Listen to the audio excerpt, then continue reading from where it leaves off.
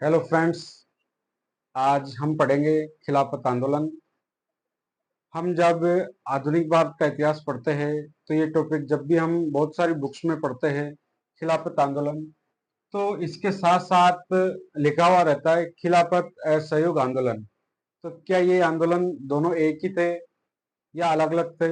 आज हम इसके बारे में पूरे विस्तार से पढ़ेंगे। अब ये खिलाफत आंदोलन है, ये क्यों चलाया गया, इसके क्या कारण थे?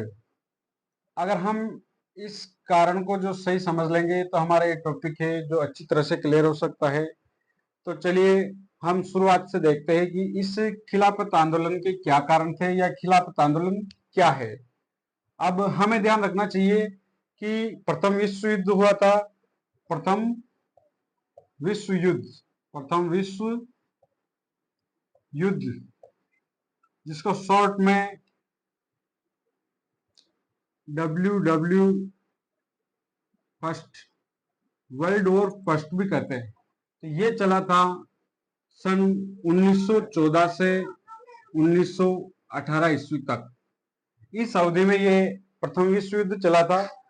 तो उस समय प्रथम विश्व युद्ध जब चला तो जो बहुत सारे देश थे वो दो गुटों में विभाजित हो गए थे। तो एक गुट था, उसको धुरी राष्ट्र कहा गया, धुरी राष्ट्र। और जो दूसरा गुट था, एक गुट दूसरा था, उसको मित्र राष्ट्र कहा गया, मित्र राष्ट्र। तो दूरी राष्ट्र जो थे उनमें कौन कौन से देश थे? एक तो जर्मनी, यानी कि देश तो बहुत सारे थे लेकिन हम आज प्रमुख रूप से जो मुख्य देश थे उनके बारे में पढ़ेंगे। जर्मनी, तुर्की, ऑस्ट्रिया, ऑस्ट्रिया, ये देश मुख्य रूप से इन दूरी राष्ट्र की तरफ थे। और मित्र राष्ट्रों में ब्रिटेन, अमेरिका, फ्रांस आदि। तो जो ये अलग अलग जो देश ग्रुप्स में डिवाइड हो गए थे, तो जो ये ब्रिटेन था वो प्रथम विश्व युद्ध कर रहा था। तो हमारा भारत उस समय स्वतंत्र नहीं था, भारत की कोई अलग गवर्नमेंट नहीं थी, उसमें अंग्रेजों का शासन था। तो अंग्रेजों ने भारत की तरफ से भी इस प्रथम विश्व युद्ध में भाग लेने की घोषणा कर दी थी। तो भारत भी इस प्रथम विश्व युद्ध में भाग ले रहा था। अब सीधा सा हमारा सवाल है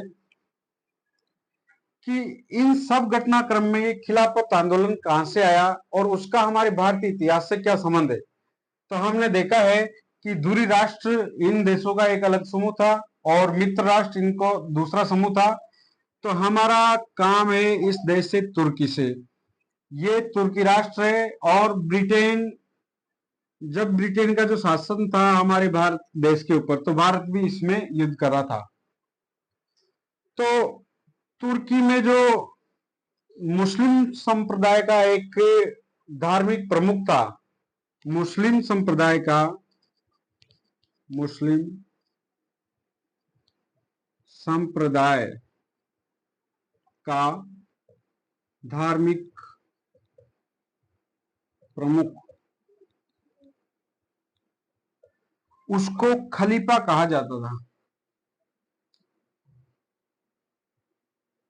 खलीफा कि जो तुर्की का जो सुल्तान होता था, वहां का जो शासक होता था, तो सभी मुसलमान जो है उसको अपना धार्मिक प्रमुख मानते थे और उसको खलीफा कहा जाता था।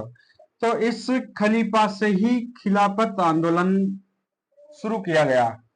अब ये खलीफा जो मुस्लिमों को धार्मिक प्रमुख था, तो उससे हमारे भारत देश में एक आंदोलन शुरू करने की क्या नौबत आ गई? तो हम इसको देखते हैं कि मुस्लिम संप्रदाय का जो है धार्मिक प्रमुख खलीफा कहलाता था। तो जब प्रथम विश्व युद्ध हुआ, दूरी राष्ट्र एक तरफ हो गए, मित्र राष्ट्र एक तरफ हो गए, तो जाहिर सी बात थी कि ब्रिटेन तुर्की के विरुद्ध जो है युद्ध कर रहा था।